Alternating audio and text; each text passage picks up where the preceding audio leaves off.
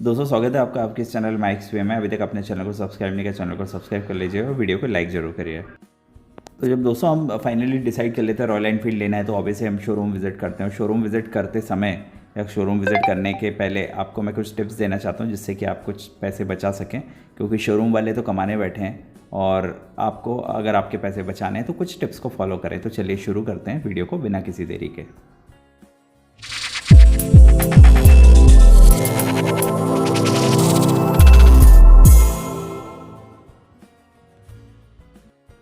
तो दोस्तों सबसे पहला मेरा जो टिप्स है फाइनेंस को लेके है। फाइनेंस आप जब भी शोरूम जाते हैं तो वहाँ पर कुछ उनके टाई अप किया हुआ जो शोरूम के होते हैं वो बैंक्स के एम्प्लॉई बैठे होते हैं, तो उनसे आप प्रॉपर एक कोटेशन लें कि इसमें कितना इंटरेस्ट लग रहा है, कितनी प्रोसेसिंग फ़ीस लग रही है।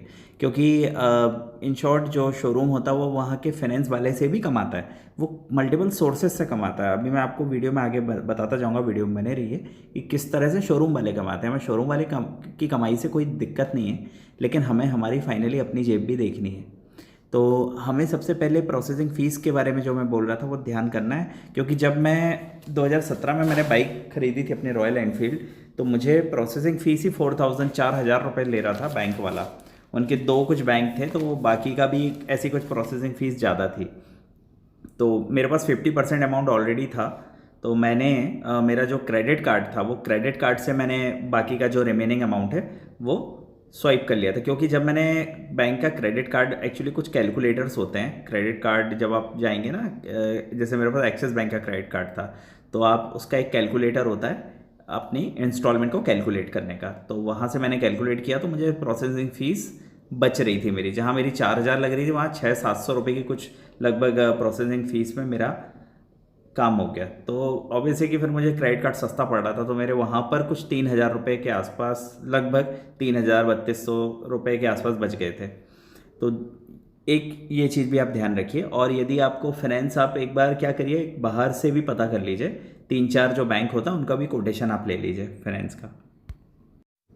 तो दोस्तों अगर हम फाइनेंस के बारे में समरी करें तो मैं आपको यही बताऊंगा कि यदि ऐसा होता है कि किसी बैंक का प्रोसेसिंग फ़ीस ज़्यादा है, जैसे उस समय मेरे केस में प्रोसेसिंग फ़ीस 4,000 रुपये लग रही थी, इंटरेस्ट कम था, लेकिन कभी कभी ऐसा होता है किसी बैंक का इंटरेस्ट ज़्यादा होता है, प्रोसेसिंग फ़ीस कम होती है। तो आप दोनों चीज़ को कैलकुलेट करें और एक बार ज़रूर बाहर में कुछ 4-5 बैंक से भी आप कोटेशन ले लें। जल्दबाजी ना करें, क्योंकि फाइनली वो रॉयल एनफील्ड तो आप लेने ही वाले हो, तो आपके अगर कुछ पैसे बचे तो क्या बुरा है। तो इस तरह से आप अपने अच्छा खासा पैसा बचा सकते हैं। अब मैं सेकंड जो बात करूंगा, जो टिप्स है मेरा इंश्योरेंस को लेके। इंश्योरेंस कभी भी देखिए आप शोरूम से करवाएंगे तो आपको महंगा ही पड़ेगा, चाहे वो 4 व्हीलर हो या 2 व्हीलर। तो सबसे पहले आप इंश्योरेंस में यदि आपको पैसे बचाना है तो आप कोई भी एक कंपनी का, 2-3 कंपनी के बाहर के एजेंट से बात कर लें कि आप मोटरसाइकिल ख़रीदने का प्लान कर रहे हैं और आपको पॉलिसी की ज़रूरत होगी, और आप सारे डिटेल उसको शेयर कर दें अगर आप फाइनल कर लेते हैं उसकी कोटेशन को।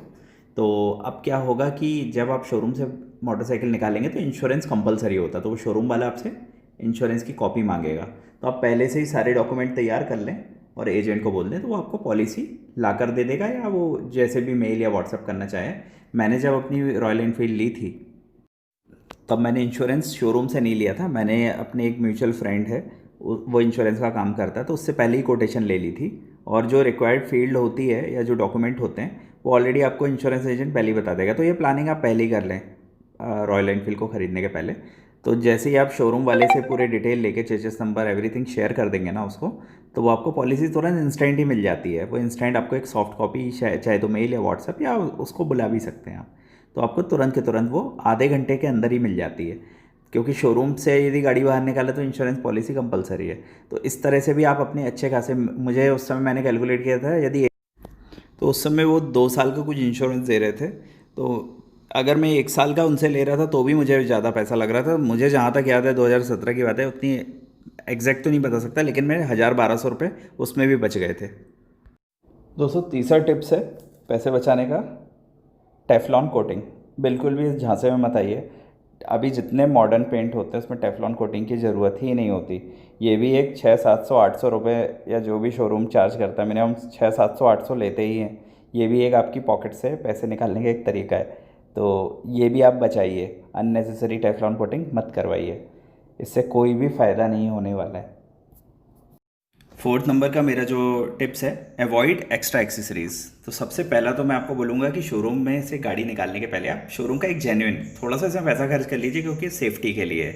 तो एक जेन्युइन लेग गार्ड, जो भी उस समय तो आपूर्ति का रॉयल एनफील्ड लगाती थी, अब शायद आई थिंक इन हाउस भी उनके कुछ हैं दूसरे ब्रांड्स, तो आप एक अच्छा ब्रांड का शोरूम से ही खरीद के लगवा लें, क्योंकि ये आपके लेग को प्रोटेक्ट करेगा। भगवान ना करे शोरूम से निकालते ही अगर आपकी गाड़ी स्लिप हुई या सामने से किसी ने टक्कर मारी, तो आपको ये बहुत ही ज़्यादा प्रोटेक्ट करता है, एक लाइफ सेविंग प्रोडक्ट है, तो इसको ध्यान रखिए।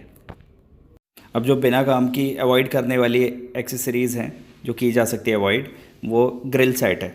ये हेडलाइट, बैकलाइट, इंडिकेटर एंड जो आपके पार्किंग लाइट जो छोटे वाले होते हैं उसके लिए ग्रिल आती है। ग्रिल कोई काम की ही नहीं है। बैक साइड में बस इतना मैं आपको बोलूँगा कि इसकी जो बैकलाइट है, बैकलाइट के लिए आप अलग से बाहर से ले लीजिए, क्योंकि रॉयल एनफील्ड शोरूम से अलग से पूरा नहीं मिलेगा, वो पूरा सेट देते हैं और 1000, 1200, 1500 रुपये वो चार्ज कर लेते हैं। तो बैकलाइट टूटने की जो समस्या आती है, वो आप ये ग्रिल बाहर से ले लें, सस्ती मिल जाएगी, 30-40 रुपये से के अंदर ही आपको मिल जाएगी ये, तो आप अलग से फिट करवा लें। ये बस एक ही चीज़ की ज़रूरत पड़ती है, बाकी हो सके तो वो भी ना लगवाए, क्योंकि इससे गाड़ी का चार्म ख़राब होता है। सबसे ज़्यादा अवॉइड आप करिए अलॉय व्हील, क्योंकि रॉयल एनफील्ड ऑलरेडी हैवी गाड़ी है, उसमें अलॉय व्हील सक्सेस नहीं है। यदि सक्सेस होते, देखिए होता क्या है कि हिमालयन आप इनकी देखिए, हिमालयन में अभी तक अलॉय व्हील नहीं दिए हैं इन्होंने। डुअल चैनल में कुछ जो इनके मॉडल्स है उसमें अलॉय व्हील अभी ऑफ़र कर रहे हैं, और in fact royal Enfield in house भी अलॉय व्हील बनाने लगी है। तो अभी वो बोलती है कि हम बोलते हैं कि आपके बैरिंग ख़राब नहीं होंगे, हमने इस तरह से बनाए हुए हैं अलॉय व्हील, लेकिन यदि टेक्निकली आप किसी ऐसे अच्छे मैकेनिक के पास जाएंगे ना, तो आपको खुद बोलेगा कि आप अलॉय व्हील मत लगवाइए, रॉयल एनफील्ड में सक्सेस नहीं है। कोई भी अच्छा मैकेनिक कभी रिकमेंड नहीं करेगा, क्योंकि ये इस तरह से बनते ही नहीं हैं और ये आपके बैरिंग को ख़राब करेंगे। मेरा तो बैरिंग हर 6-6 महीने में ख़राब होते थे, वो एक अलग खर्चा है, क्योंकि आपको पता है कि रॉयल एनफील्ड के पार्ट महंगे हैं, और आपका स्पॉकेट भी ख़राब होगा, आपकी चेन में प्रॉब्लम आएगी, आपको बहुत सारे जर्क लगेंगे।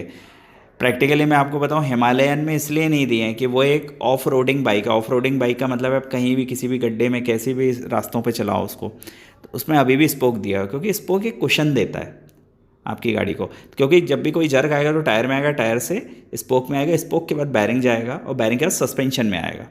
तो आपको वो चीज़ ध्यान रखने में, इस बारे में एक वीडियो भी बना चुका हूँ, तो मैं आपको एक डिस्क्रिप्शन बॉक्स में वीडियो का लिंक भी दे दूँगा। तो alloy wheel please please avoid करिए, बाद में आपको पछताना पड़ेगा, आपके 8 से 10 हज़ार रुपये ख़राब होंगे इस वजह से। एक एक्सेसरीज़ और है, saddle bag, round saddle bag. ये बैक साइड में लोग जनरली लगाते हैं अपनी रॉयल एनफील्ड में, मैंने लगाया था। तो बैक साइड में क्या होता है, ये मडगार्ड में बार बार ये टकराता है, और वो टकरा के आपका पेंट को नुकसान पहुंचाता है। मेरा पेंट इनफैक्ट पूरा वहाँ से साफ़ हो गया था, निकल गया था, तो फिर मुझे एक स्टिकर लगाना पड़ा था। तो इस एक्सेसरीज़ को भी अवॉइड करिए, कोई मतलब की। और ये बेमतलब का बैग है, ये बस ओनली शो के लिए है, इसमें एक चश्मा ही आ पाएगा आपका, और इसमें कुछ खास आप रख ही नहीं सकते। एक और तरीका है पैसे कमाने का, वो है एक्सटेंडेड वारंटी। हो सके तो इसको अवॉइड करिए, बाकी आपकी पर्सनल चॉइस पे निर्भर है। वैसे मैं आपकी जानकारी के लिए बता देता हूँ, रॉयल एनफील्ड में जो पार्ट्स की 2 ईयर्स की वारंटी होती है। 2 ईयर्स में यदि कोई भी चीज़ में फॉल्ट या ख़राब होता है तो वो चेंज करके देगी रॉयल एनफील्ड। उसका लेबर चार्ज वो चार्ज करेगी, लेकिन पार्ट का पैसा नहीं लेगी। मेरी बैटरी ख़राब हुई थी 2 साल के अंदर ही, तो 2 साल की बैटरी में वारंटी है, आप चेंज करवा सकते हैं। और बाकी कुछ मेजर यदि कुछ प्रॉब्लम आती है इंजन में या उसके चेचेस में, पार्ट में, तो वो भी चेंज करके देगी यदि वो डिफेक्ट होता है। लेकिन उसमें भी उनकी कुछ टर्म्स एंड कंडीशन है, एक बार आप उस टर्म्स एंड कंडीशन को अच्छे से पढ़ लें शोरूम जाकर। एक और अवॉइड करने वाली एक्सेसरीज़ है प्रोजेक्टा हेडलैम्प। ये तो आपको ऑब्वियस है कि आफ्टर मार्केट बाहर ही मिलेगा, शोरूम में नहीं मिलेगा। बिल्कुल भी मत लगाइए, आपको दिखेगा अच्छा लेकिन काम बिल्कुल भी अच्छा नहीं करेगा। ये फोकस उतना दे ही नहीं पाता है। कहने को इसमें बहुत सारे लाइट दिए हुए हैं, लेकिन उससे अच्छा आपका जो ऑलरेडी जो रॉयल एनफील्ड के साथ स्टॉक हेडलैम्प आया वो सबसे बेस्ट है। ये क्या है कि ये महिंद्रा थार में यूज़ होता है, और 2 सेट होते हैं, जब 2 पेयर होते हैं, जब वो फोकस डालते हैं तो रोड पे प्रॉपर फोकस आता है। ये आप एनफील्ड में लगाएंगे आपको पूरा फोकस ऊपर भागता है, ये आसमान में, ये रोड पे उतना फोकस देगा ही नहीं। और रॉयल एनफील्ड में आपको भी पता है कि कोई भी सेटिंग नहीं दी हुई है हेडलाइट को नीचे ऊपर करने की।